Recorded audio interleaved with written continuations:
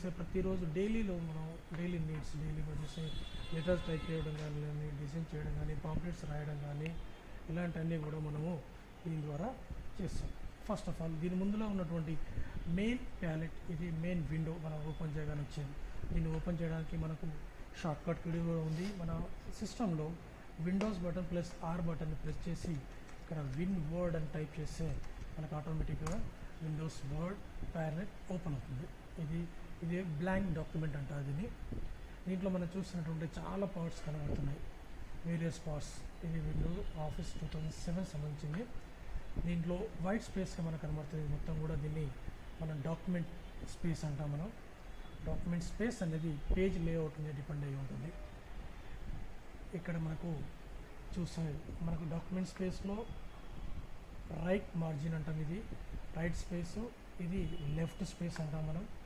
ఇక్కడ మీకు వచ్చేసి టాప్ మార్జిన్ వచ్చేస్తుంది, ఇది బాటమ్ మార్జిన్. అంటే ఇక్కడ వరకు మనం ఎక్కడ వరకు ప్రింట్ చేస్తామో, ఎక్కడ వరకు టైప్ చేస్తామో, ఈ మార్జిన్ లోపల ఉన్నంత వరకు మాత్రమే మన డాక్యుమెంట్ని టైప్ చేయడం జరుగుతుంది.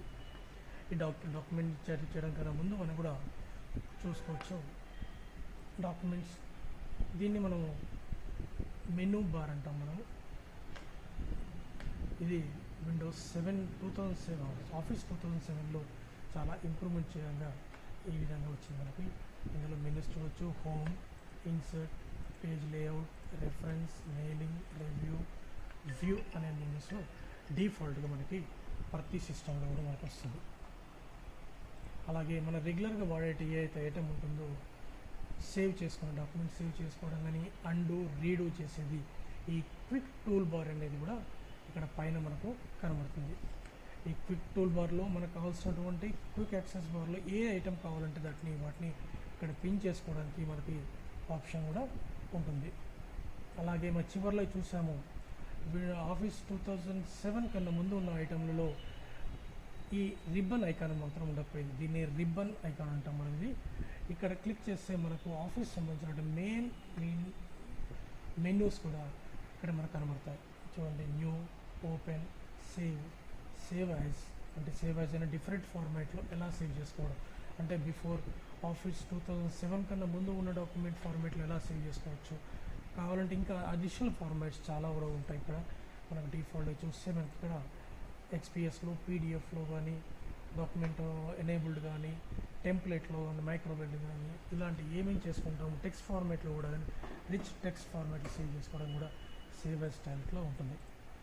అలాగే మనం ప్రింట్ చేసుకునేటప్పుడు ప్రింట్ ఎలా వస్తుంది, ఎలా ప్రింట్ చేసుకోవాలి, దాంట్లో ఏమైనా మార్చుకోవచ్చా అనేది కూడా మనకి ఇక్కడ ప్రింట్ ప్రివ్యూలో వస్తుంది.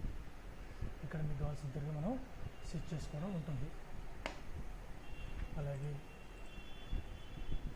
ఏమైనా సెక్యూరిటీస్ ప్రొవైడ్ చేయాలా అంటే ఈ ప్రాపర్టీస్ మార్చుకోవడం కానీ, ఈ డాక్యుమెంట్కి ఏమైనా పాస్వర్డ్లు పెట్టుకోవడం కానీ, డిజిటల్ సిగ్నేచర్ యాడ్ చేసుకోవడం కానీ ఇలాంటివన్నీ చేసుకోవడానికి మనకి ప్రిపేర్ అనే మెన్యూస్లో మనకి ఆప్షన్స్ కూడా ఉంటాయి.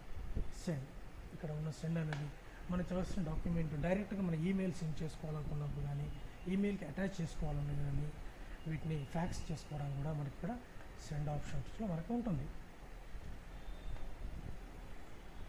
అలాగే ఇక్కడ వర్డ్ ఆప్షన్స్, డిఫాల్ట్గా ఉన్న వర్డ్ ఆప్షన్స్ కూడా మార్చుకోవడానికి మనకి ఇక్కడ ఆప్షన్ ఉంటుంది.